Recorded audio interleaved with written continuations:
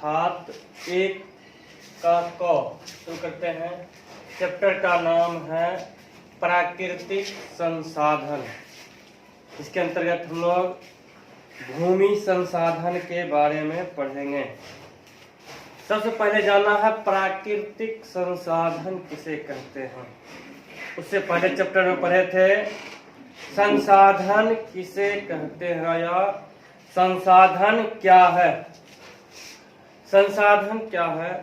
वे सभी वस्तुएं और सेवाएं जो मानवीय आवश्यकताओं और इच्छाओं की पूर्ति करता है उसे संसाधन कहते हैं। संसाधन को मुख्य रूप से 2 वर्गों में बांटा गया है, प्राकृतिक संसाधन और मानवीय संसाधन या मानवकृत संसाधन।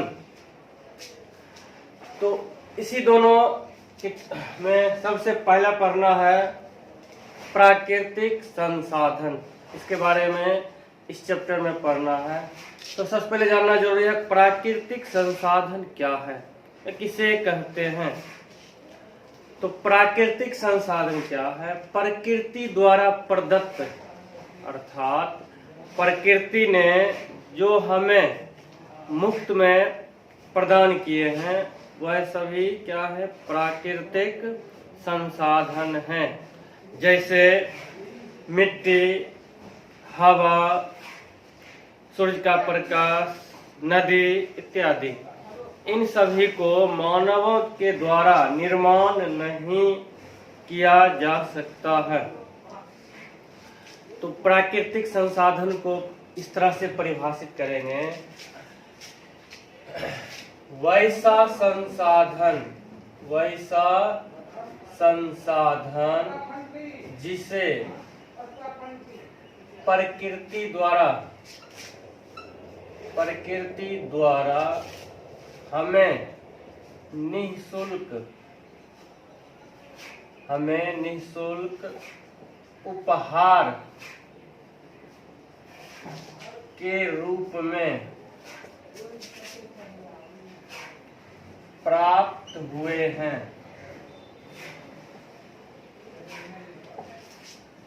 हुए हैं उसे प्राकृतिक संसाधन कहते हैं।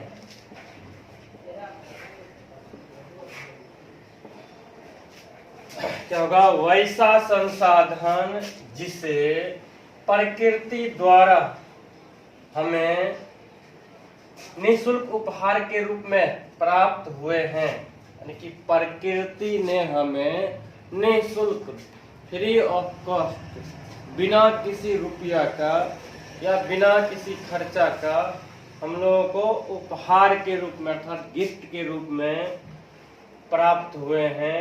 वे सभी संसाधन प्राकृतिक संसाधन कहलाते हैं। जैसे मिट्टी, हवा, जल, वन, खनिज इत्यादि। क्या बोलेंगे? प्राकृतिक संसाधन किसे कहते हैं? वैसा संसाधन जिसे प्रकृति द्वारा हमें निःशुल्क उपहार के रूप में प्राप्त हुए हैं उसे प्राकृतिक संसाधन कहते हैं। जैसे मिट्टी, हवा, जल, वन, खनिज इत्यादि।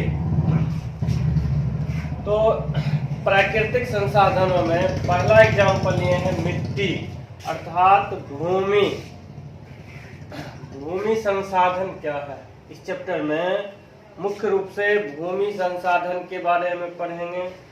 भूमि संसाधन क्या है, भूमि अर्थात मिट्टी का निर्माण कैसे होता है, भारत में कितने प्रकार की मिट्टी पाई जाती है, इन सभी का चर्चा इस चैप्टर में करेंगे और इसको बारी बारी से अध्ययन करेंगे। तो सबसे पहले है मृदा या भूमि संसाधन क्या है। प्राकृतिक संसाधन का उदाहरण है मिट्टी, हवा। उसी क्रम में भूमि संसाधन क्या है, तो इसका परिभाषा जानना है।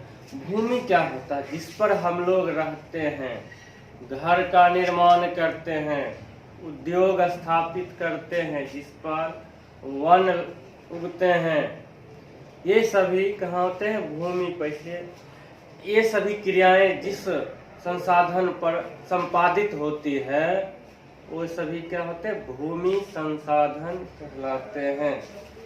भूमि संसाधन पर हम लोग भूमि पर ही निवास करते हैं।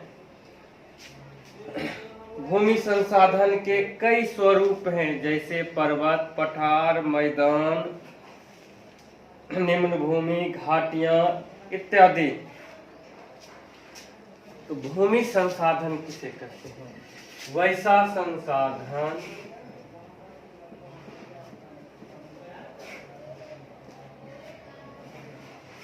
जिस पर हम लोग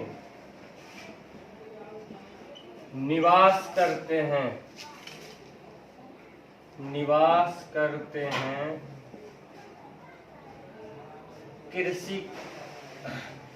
कृषि कार्य करते हैं तथा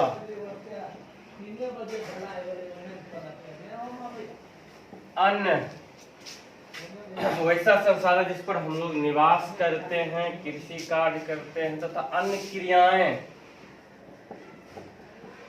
संपादित होती है, उसे भूमि संसाधन कहते हैं। उसे भूमि संसाधन कहते हैं। भूमि संसाधन के कई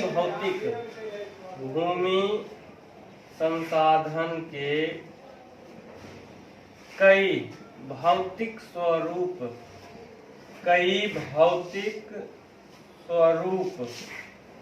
होते हैं, जैसे पर्वत, पठार, मैदान इत्यादि। तो भूमि संसाधन के कई स्वरूप माने रूप हो सकते हैं। कहीं पर हम लोग जैसे मैदानी क्षेत्र में है, जम्मू कश्मीर पर्वतीय क्षेत्र में है, तो इस तरह से भूमि के कई स्वरूप होते हैं जिस पर हम लोग निवास करते हैं, खेती करते हैं, पशुपालन करते हैं, मछली पालन करते हैं इत्यादि। संपूर्ण भूमि का लगभग 43%, संपूर्ण भूमि का लगभग 43% भूमि पर, संपूर्ण भूमि का लगभग 43% भूमि पर मैदान का विस्तार है।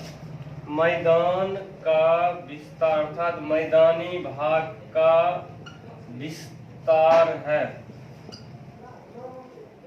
यदि 100 मान लिया जाए 100 वर्ग मीटर भूमि है, तो उसमें सब चीज रहेंगे, पर्वत रहेंगे, पठार रहेंगे, नदी रहेंगे।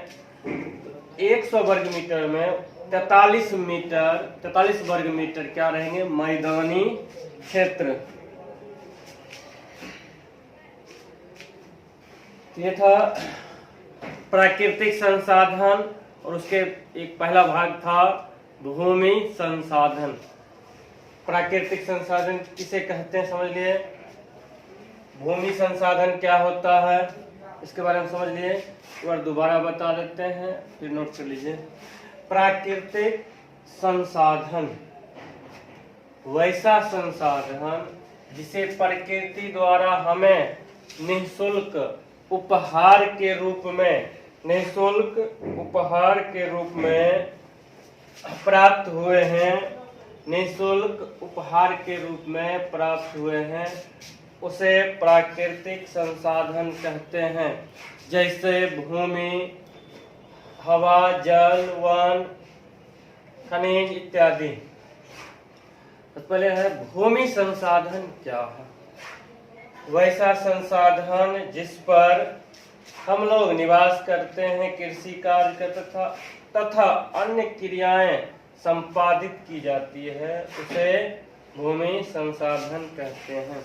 भूमि संसाधन के कई भौतिक स्वरूप हैं, कई भौतिक स्वरूप है, जैसे पर्वत, पठार, मैदान इत्यादि। संपूर्ण पृथ्वी का 43% भाग पर मैदानी क्षेत्र हैं। अब है मृदा निर्माण क्या है या मिट्टी निर्माण क्या है। जब तक पहले इसे नोट कर लीजिए।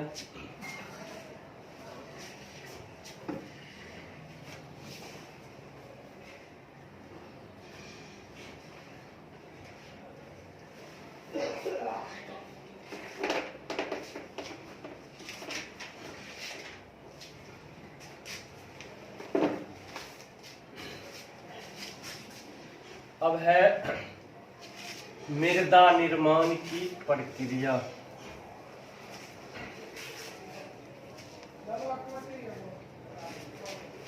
मृदा निर्माण की प्रक्रिया, मृदा निर्माण की प्रक्रिया अर्थात मिट्टी का निर्माण किस प्रकार होता है। मिट्टी निर्माण के लिए कुछ सहायक कारक भी हैं। कौन कौन से कारक हैं तो फिर सुनिए। बरगेट में भी मिट्टी निर्माण की प्रक्रिया बताया गया था, पुनः 10 में भी है। तो उच्चावच या धराकृति, चट्टान, जलवायु, वनस्पति, जैव पदार्थ, खनिज के कण और समय, इन सब के योगदान के कारण मिट्टी का निर्माण होता है। और जान लीजिए 1 सेंटीमीटर मृदा के निर्माण में 1 सेंटीमीटर मृदा के निर्माण कई वर्षों का समय लग जाता है। तो सबसे पहले है मृदा निर्माण की प्रक्रिया। तो मृदा निर्माण की प्रक्रिया में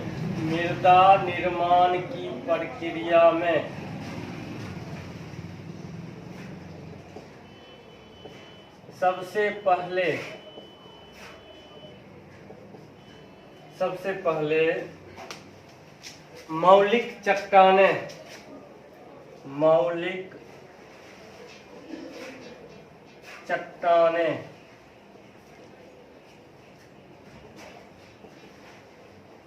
मौलिक चट्टानें टूटती है। इसके बाद ये चट्टानें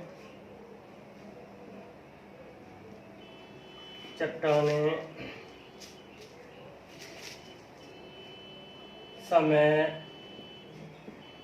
तापमान,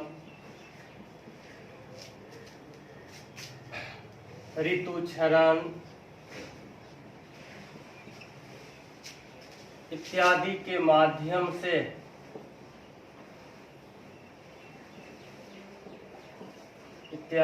माध्यम से और महीन कण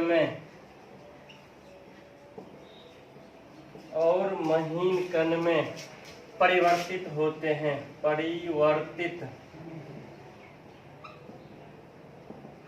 परिवर्तित होते हैं। इसके बाद कई वर्षों के बाद यह बालू के कण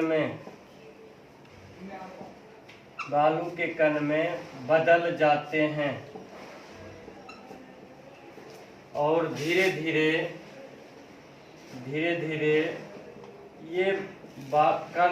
ये कण मिट्टी का रूप धारण कर लेती है।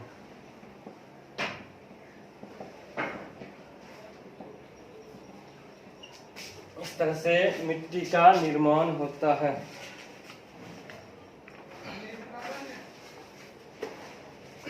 तो मिट्टी के निर्माण में सहायक कारक कौन कौन से हैं? तो कारक नंबर 1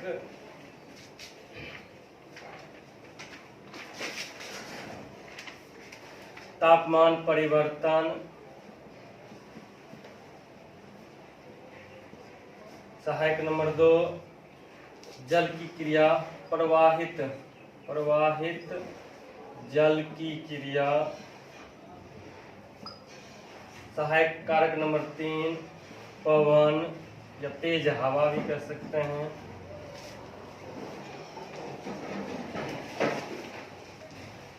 जैव पदार्थ,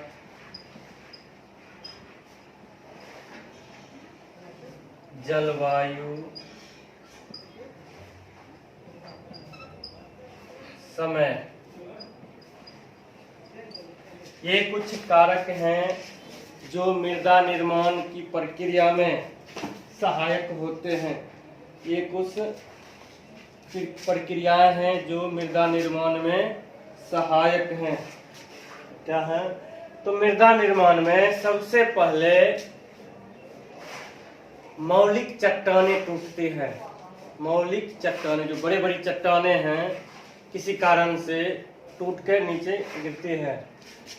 ये चट्टानें फिर समय के साथ साथ तापमान में परिवर्तन के साथ साथ तथा ऋतु क्षरण के कारण और महीन कण में बदल जाते हैं। कई वर्षों के बाद यह बालू के कण में बदलते हैं और धीरे धीरे यह बालू के कण मिट्टी का रूप धारण कर लेती है। इस तरह से मृदा का निर्माण होता है। आप लोग देखते होंगे बालू में पत्थर रहता है, बहुत ही सॉफ्ट मुलायम होता है, और जो घर के घरेलू कार्यों में उपयोग होता है, घर बनाने के लिए, सड़क बनाने के लिए, नुकीला होता है। इस पत्थर को मानव द्वारा तोड़ा जाता है, मशीन के द्वारा छोटे छोटे टुकड़े में बदला जाता है, जिसके कारण ये नुकीला होते हैं। जबकि बालू के साथ पाए जाने वाला पत्थर बहुत ही मुलायम और सॉफ्ट होता है। कारण कि जब ये मौलिक बड़े बड़े चट्टान टूटते हैं तो समुद्र के सहारे, नदी के सहारे लुढ़कते लुढ़कते या घिसते जाते हैं। बड़े बड़े चट्टान घिस घिस कर छोटा छोटा कण में बदल जाते हैं। यही कण धीरे धीरे और महीन कण में बदलते हैं, जिसके कारण ये बालू का रूप धारण कर लेती है, और ये बालू कुछ दिनों के बाद मिट्टी का रूप धारण कर लेती है। बालू ही मिट्टी बनती है, जिसमें समय का भी योगदान होता है। ये नहीं 1-2 वर्षों में निर्माण हो जाएगा, कई वर्षों का योगदान होता है। समय का भी योगदान होता है, जिसमें सर्दी, गर्मी, बरसात, तीनों कारक चट्टान को तोड़ने में सहायता प्रदान करती है। इसके अलावा ऋतु क्षरण, भौतिक ऋतु क्षरण और रासायनिक ऋतु क्षरण बरगेट में था। भौतिक ऋतु क्षरण और रासायनिक ऋतु क्षरण। ऋतु क्षरण के द्वारा भी ये चट्टानें टूट टूट कर महीन कणों में परिवर्तित होते रहती है। इसके बाद ये काफी वर्षों के बाद बालू बन जाते हैं। इस तरह से मृदा निर्माण के लिए कुछ सहायक कारक कौन कौन से हैं? पहला नंबर है तापमान परिवर्तन, प्रवाहित जल की क्रिया, पवन, जैव पदार्थ, जलवायु और समय। इन सभी कारकों का मृदा निर्माण में बहुत ज़्यादा योगदान होता है। सामान्यतः 1 सेंटीमीटर के निर्माण में 1 सेंटीमीटर मिट्टी के निर्माण में कई वर्षों का समय लग जाता है। मिट्टी हमारे लिए काफ़ी महत्वपूर्ण है। मिट्टी के कुछ उपयोग होते हैं, जैसे घर बनाने के लिए ईंट का निर्माण करते हैं। मिट्टी द्वारा मूर्ति का निर्माण किया जाता है। मिट्टी के द्वारा पुराने समय में बर्तनों का निर्माण किया जाता था। मिट्टी से हम लोग कई फसल उत्पादित करते हैं। अलग अलग मिट्टी अलग अलग फसलों के लिए सर्वोत्तम होती हैं। जैसे जलोढ़ मिट्टी मक्का के लिए होता है, काली मिट्टी कपास के उत्पादन के लिए उपयुक्त माना जाता है।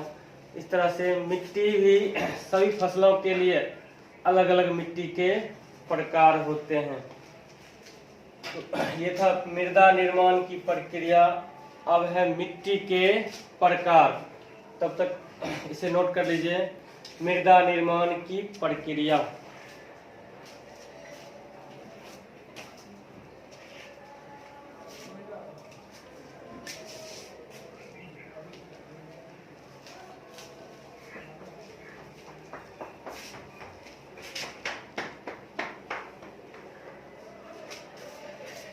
अब है मिट्टी के प्रकार। मिट्टी कितने प्रकार के होती हैं? हेडिंग है मिट्टी के प्रकार। मिट्टी के प्रकार। सबसे पहले आता है एक नंबर जलोढ़ मृदा या जलोढ़ मिट्टी। जलोढ़ मृदा,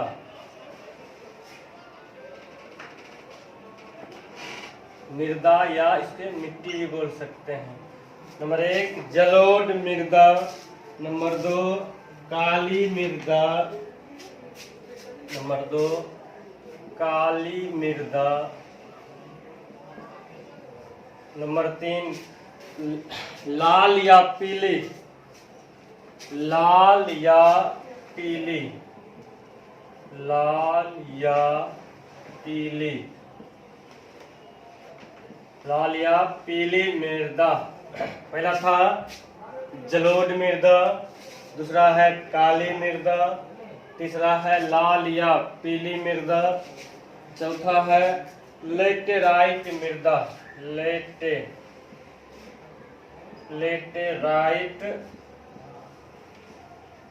लेटेराइट मृदा। और 5वां नंबर है मरुस्थलीय मृदा।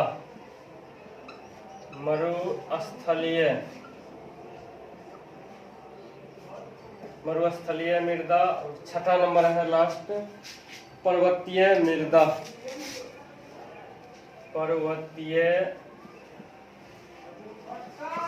पर्वतीय मृदा। ये मृदा के विभिन्न प्रकार हैं। कौन कौन से प्रकार हैं? नंबर 1 जलोढ़ मृदा, नंबर 2 काली मृदा, नंबर 3 लाल या पीली मृदा, नंबर 4 लेटेराइट मृदा, नंबर 5 मरुस्थलीय मृदा, नंबर 6 पर्वतीय मृदा। ये विभिन्न मृदा के प्रकार हैं, अर्थात मिट्टी के प्रकार हैं। इन सभी मिट्टी के बारे में बारी बारी से अध्ययन करेंगे। जलोढ़ मृदा क्या है, जलोढ़ मृदा में कौन से गुण पाए जाते हैं, भारत में जलोढ़ मृदा कौन कौन से राज्यों में अधिक पाए जाते हैं, इस मृदा की मुख्य फसलें क्या हैं, इन सभी बातों को बारी बारी से मृदा के विभिन्न रूपों में पढ़ेंगे। तो सबसे पहले है जलोढ़ मृदा। भारत में सबसे अधिक जलोढ़ मृदा पाई जाती है। उत्तर भारत का मैदान पूर्णतः जलोढ़ मृदा से भरा हुआ है। हम लोग जो हमारा क्षेत्र है यहाँ ज्यादातर जलोढ़ मृदा पाए जाते हैं। जलोढ़ मृदा मुख्य रूप से सिंधु, गंगा और ब्रह्मपुत्र द्वारा लाए गए मिट्टी से निर्मित है। यह मुख्य रूप से भारत में कुल 6.4 करोड़ हेक्टेयर भूमि पर फैला है। इस मिट्टी में बालू, सिल्ट और मृत्तिका के समान के विभिन्न अनुपात होते हैं। इसका रंग धुंधला होता है। यह मुख्य रूप से दो प्रकार के होते हैं, नवीन जलोढ़ मृदा और पुराना जलोढ़ मृदा, जिसे खादर और बांगर के नाम से जाना जाता है, जिसे खादर और बांगर के नाम से जाना जाता है। अब है इस मिट्टी की विशेषता क्या है। जलोढ़ मृदा में मुख्य रूप से पोटास, फास्फोरस तथा चूना की मात्रा अधिक पाई जाती है, जबकि इसमें नाइट्रोजन की कमी होती है, जबकि इसमें नाइट्रोजन की कमी पाई जाती है। इस मिट्टी की मुख्य फसलों में गेहूं, गन्ना, चावल, मक्का, दलहन इत्यादि पाए जाते हैं। अधिक उपजाऊ होता, बाकी सब फसलें उत्पादित होगी, लेकिन गेहूं, गन्ना, मक्का इत्यादि अधिक मात्रा में उत्पादित होगी। ये जलोढ़ मृदा की विशेषताएं हैं। दूसरा नंबर था काली मृदा क्या है। काली मृदा का 3 नाम है। पहला नाम है इसका कपासी मृदा, रेगूर मृदा और काली मृदा। इस मिट्टी का रंग काला होता है। इस मिट्टी का रंग काला होता है। क्यों काला होता है? इसमें एल्युमिनियम एवं लोहा की मात्रा अधिक पाई जाती है। एल्युमिनियम और लोहे की मात्रा अधिक पाई जाती है, इसलिए इसे काली मृदा कहते हैं। इस मृदा या मिट्टी की मुख्य विशेषता यह है कि इसमें नमी धारण करने की क्षमता अन्य मिट्टी से अधिक होती है। इसमें नमी धारण करने की क्षमता अन्य मृदा की अपेक्षा काफी अधिक होती है, इसलिए इसका उपयोग मूर्ति के निर्माण में, बर्तन के निर्माण में किया जाता है। इसमें यह एक विशेषता है कि नमी रहने पर यह काफी मुलायम हो जाती है। नमी पाने पर काली मृदा काफी मुलायम हो जाती है और सूखने पर काफी कठोर, बहुत अधिक कठोर हो जाती है। ये विशेषता इसलिए इस मिट्टी का उपयोग हम लोग मूर्ति बनाने के लिए, बर्तन बनाने के लिए करते हैं। इसे रेगूर मृदा भी कहते हैं या कपासी मृदा भी कहते हैं। कपासी मृदा कहने का अर्थ है इस मृदा में सबसे अधिक कपास पाया जाता है, कपास उगाया जाता है, इसलिए इसे कपासी मृदा कहते हैं। तो काली मृदा का दूसरा नाम रेगूर मृदा, तीसरा नाम कपासी मृदा। इसकी विशेषता क्या है? इस मिट्टी में सबसे अधिक नमी धारण करने की क्षमता होती है और सूखने के बाद काफी कठोर हो जाती है। ये मृदा का विवरण था। अगले क्लास में जलोढ़ मृदा किसे कहते हैं, इसकी विशेषताएं किस राज्य में पाई जाती है और इसकी प्रमुख फसलें क्या हैं, बारी बारी से इन सभी फसलों को, मिट्टी के बारे में अध्ययन करेंगे। तब तक इसको नोट कर लीजिए।